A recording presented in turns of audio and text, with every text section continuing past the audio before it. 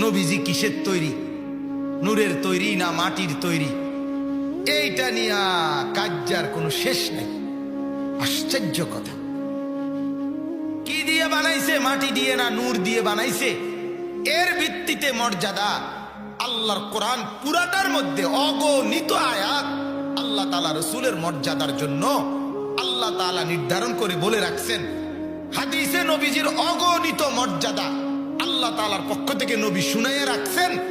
এরপরে আমনে একটা ইডার লাইকে তো মাথা ব্যথা হইয়া গেল কামনে।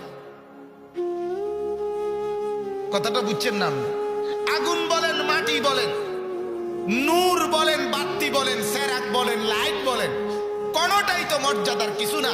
মর্যাদার ফয়সালা তো আল্লাহর হাতে। কথা কন না কেন? এই কথাটা কেমনে বুঝাইব? এই কথাটা সহজ কথা। মর্যাদার ভিত্তি তো কি?